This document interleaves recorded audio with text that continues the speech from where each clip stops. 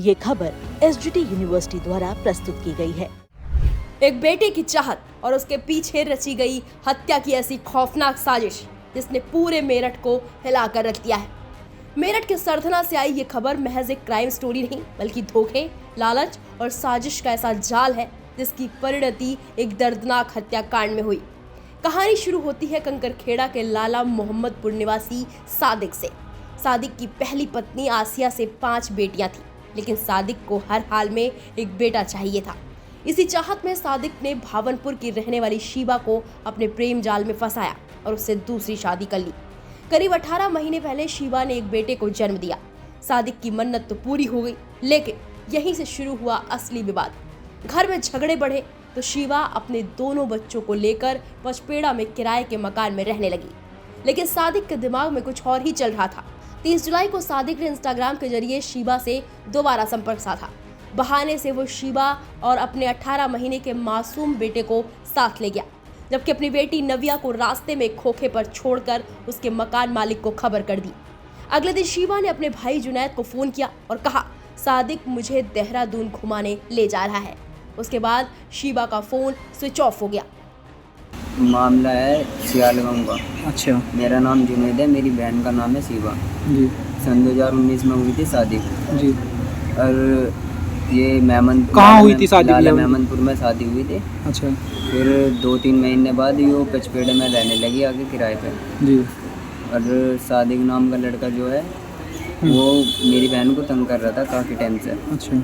उसने मेरी बहन को झूठ बोल के पहला कुछ लोग हैं नो मेरी शादी न हुई भी ऐसे करके कोर्ट मैरिज करा था। कोर्ट मैरिज करने के बाद में जब मुझे पता लगा, मैं बाहर काम कर था, मैं ऐसे ऐसे हो रहा, मेरी बहन को मारपीट करके 3-4 लड़कों के साथ में लेकर गाड़ी में डाल दिया। तो फिर उसके बाद में मेरे को 19 तारीख को फ़ोन आया था, जिस दिन उसे मारी उससे पहले मेरी बहन का फ़ोन आया था। उन्होंने गया था, भैया मैं जंगल में हूँ और मैं ऐसे ऐसे मुझे यहाँ पर लाया, मुझे डर सा लग रहा। फिर मैंने जब फ़ोन कट के दोबारा फ़ोन मिलाया, फ़ोन जा था स्विच ऑफ। फिर उसके बाद में कॉल लगाना, मैंने सोची फ़ोन की बैटरी ख़त्म हुई पड़ी। फिर उसके बाद में जब मैंने ये देखा कॉल ना मिल रहा, फिर सुबह को भी कॉल आया। फिर दोपहर को 2:30-3 बजे मेरे पास ग्रुप आया फ़ोटो मेरी बहन का। जब मैंने अपनी बहन की पहचान करने के बाद में भावनपुर थाने में गया, जब कंप्लेन लिखवाई मैंने। हाँ जी, आपका क्या नाम है भैया? शाहरुख। अच्छा, आपसे शादी हुई थी उनकी 2019 में? हाँ जी। तो कितने बच्चे हैं आपके? 2 लड़के? लड़का एक लड़की। अच्छा, तो भैया आपके पास से कब गई थी वो? 30 तारीख को। अच्छा, 30 तारीख तो उसके बाद आपने जानकारी करने की कोशिश नहीं की कहाँ गई? उसके फ़ोन ही नहीं आया जी, मेरे पास फ़ोन आया ही नहीं थे। अच्छा। मेरे द्वारा वो कराने लगा, वो मारा था जो मेरे से बात करे थे। देहरादून का नाम तो सिर्फ एक झांसा था। असल में सादिक शीबा को अपने घर ले गया था, जहां पूरे परिवार ने मिलकर उसकी हत्या का ब्लूप्रिंट तैयार किया। एक बलेनो कार मंगवाई गई। कार का स्टीयरिंग सादिक के भाई आबिद के हाथ में था।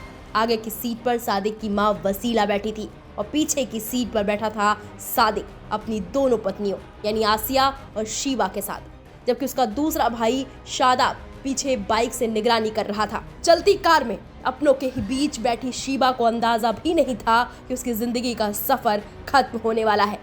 रास्ते में सादिक ने बड़ी बेरहमी से शीबा का गला घोट दिया। हत्या के बाद शव को दौलतपुर के गन्ने के खेत में फेंक दिया गया। पहचान मिटाने के लिए आरोपियों ने शीबा के चेहरे को ईंट से कुचल दिया और मौके से फरार हो गए। जब खेत में महिला की लाश मिली तब इस सनसनीखेज वारदात का खुलासा हुआ।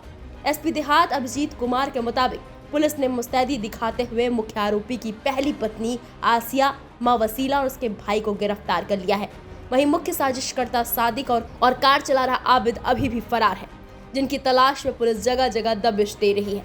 एसपी देहात अभिजीत कुमार ने और क्या कुछ कहा है वो आपको सुनवाएं, उससे पहले आपको एक और अहम जानकारी दे देते हैं। ये खबर मेरठ से हमारे सहयोगी कमल कुमार के साथ सुशील कुमार और शुभम गुप्ता की रिपोर्ट के जरिए हम आप तक पहुंचा पाए हैं।